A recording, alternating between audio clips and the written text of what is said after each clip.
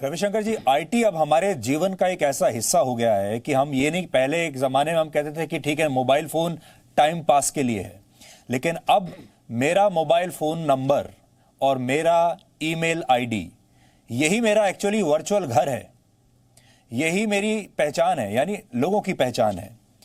और ये जो वर्चुअल वर्ल्ड है, ये कुछ खास लोग इसको कंट्रोल करना चाहते हैं। मैं आपके सामने दो तीन उदाहरण देता हूं। मान लीजिए रिमूव चाइनीज एप्स करके एक ऐप आई, वो उसको पुल डाउन कर लिया जाता है। जो हमारा अमूल का ट्विटर हैंडल है, अमूल ने एग्जिट द ड्रैगन करके एक कार्टून छाप दिया, अमूल का जो ट्विटर हैंडल है उसको थोड़ी देर के लिए ब्लॉक कर दिया जाता है। तो ये जो सारी चीजें हैं इस समय जो हो रही हैं, ऐसा लगता है कि कुछ खास शक्तियां इसको कंट्रोल कर रही हैं और वही तय करेंगी कि संविधान खतरे में है या नहीं है, या किस देश का संविधान चलेगा और किसका नहीं चलेगा। तो इस पर हमारी क्या तैयारी है, हमें क्या करना होगा?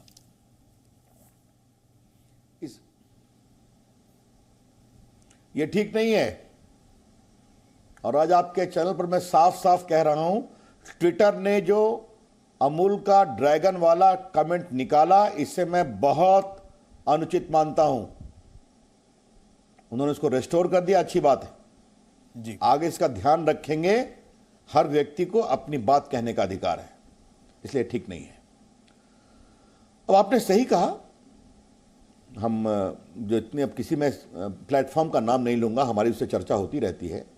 हम अपनी बात कहते हैं, गलती को करते हैं तो हम अपनी तरीके से सख्ती से अपनी बात भी कहते हैं और हजारों मैसेजेस डाउनलोड भी करते हैं। देखिए, मैं आपके माध्यम से एक ही बात कहूंगा, आपने बहुत सही कहा। आज भारत दुनिया का एक बहुत बड़ा डिजिटल बाजार है। फेसबुक की दुनिया में सबसे बड़ी पहचान भारत में है, व्हाट्सएप की दुनिया में सबसे बड़ी पहचान भारत में है, ट्विटर का भी नंबर 3-4 पर नंबर है। और मैंने बात चर्चा कर दी मोबाइल फोन के बारे में। आज भारत डिजिटल पेमेंट का बहुत बड़ा केंद्र बन रहा है। आगे भारत टेलीमेडिसिन का बहुत बड़ा केंद्र बनेगा। मुझे आप बस 2 मिनट कुछ पॉजिटिव चीजें आपको बता दूं। हमारे यहाँ कॉमन सर्विस सेंटर है, डिजिटल खिड़की, जो पासपोर्ट बनाते हैं, डिजिटल पेमेंट करते हैं, लैंड रिकॉर्ड्स देते हैं, डिजिटल लिटरेसी का काम करते हैं। उनकी संख्या 70,000 थी जब मैं मंत्री बना था, अब उनको मैं 4 लाख ले गया हूं। 12 लाख बच्चे गांव गांव में डिजिटल पेमेंट का काम कर रहे हैं, आयुष्मान भारत के डाउनलोड करा रहे हैं, बड़ा काम, टेली लॉ का भी काम कर रहे हैं। तो ये सब बड़े काम हो रहे हैं। मुझे अच्छा लगता है कि देश के लोग डिजिटल सेवाओं का सदुपयोग कर रहे हैं। ये सदुपयोग बढ़ना चाहिए और जो भी बाहरी कंपनी है उनको स्वागत है काम करने के लिए, लेकिन हिंदुस्तान में दबाव और विचारों के प्रकटीकरण पर रोक का काम नहीं होना चाहिए। ये बात में, हाँ, अगर कोई आतंकवाद फैलाता है, कोई अलगाववाद फैलाता है, कोई फिरका परस्ती फैलाता है, कोई कम्युनल वायलेंस फैलाता है, उस पर कार्रवाई होनी चाहिए। हम करते भी हैं, वो भी करेंगे। लेकिन हम जब आज़ाद हैं तो इसकी भी चिंता करनी चाहिए। ये है हमारी पूरी सोच और मैं उम्मीद करता हूं कि जो प्लेटफॉर्म है इस बात की चिंता करेंगे कि भारत का डिजिटल इकॉनमी बहुत बढ़ेगा तो आप अच्छे व्यापार भी करेंगे, हमें उस पर आपत्ति नहीं है। लेकिन भारत के संस्कार, संस्कृति, विरासत, अब आपने जो बात की संविधान की, सुधीर जी, तो एक बार आप कभी मुझे बुलाइए तो थोड़ा भारत के संविधान पर आपसे चर्चा करना चाहता हूं। आपके दर्शकों के लिए, जो लोग संवैधानिक मर्यादा की दुहाई देते हैं, उनको बोलिए जरा भारत का ओरिजिनल संविधान पढ़ ले। ये बड़ा कॉपी थी, मैंने उसको छोटी छपवाई है और सुधीर जी मैं आपको उसको एक कॉपी भेजूंगा। आपको मालूम है कि जब संविधान बन गया तो चर्चा हुई कि इसको ऐसे ही प्रस्तुत कर दिया जाए, भारत सैकड़ों वर्षों के बाद आज़ाद हो रहा है। तो क्या नेहरू जी, क्या राजेंद्र प्रसाद, क्या सरदार पटेल, क्या मौलाना आज़ाद, क्या डॉक्टर अंबेडकर, सबों ने कहा कि इसमें हम भारत की विरासत को भी रखेंगे।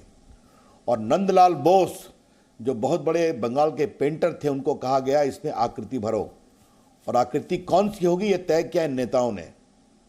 आपको मालूम है फंडामेंटल राइट चैप्टर के ऊपर क्या है सुधीर बाबू?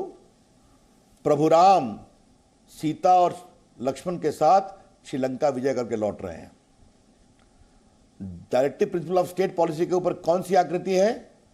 प्रभु कृष्ण अर्जुन को गीता का उपदेश महाभारत में दे रहे हैं। उसमें वेद की परंपरा का जिक्र है, महात्मा बुद्ध हैं, हमारे भगवान महावीर हैं, गुरु नानक हैं, उसमें भगवान हनुमान हैं, उसमें नटराज की तस्वीर है, उसमें रानी झांसी, लक्ष्मीबाई, शिवाजी, महाराणा प्रताप की तस्वीर है। सुधीर बाबू, अकबर हैं, बाबर औरंगजेब की फोटो नहीं है। तो आज जो कहते हैं कि हम संवैधानिक मर्यादा में जीना चाहते हैं, तो मैं उनसे कहता हूं संविधान हम सबों के लिए सर्वप्रिय है और सबसे बड़ा कानूनी हमारा दिशा निर्देश है, लेकिन उसके भाव को भी समझो। भारत के संविधान बनाने वाले भारत की संस्कृति और संस्कार को भी समझते थे जी, और वही इस देश की इति है, हमको ये भी समझना पड़ेगा। आपने जो तो जब से मैंने इस पर बहस शुरू की है सुधीर जी। बाबू, तो संविधान की बात करने वाले थोड़े से खामोश हो गए। No signal, no worry. Presenting Z News app with live TV, latest updates and expert opinion. Available on Google Play and App Store. Download it now.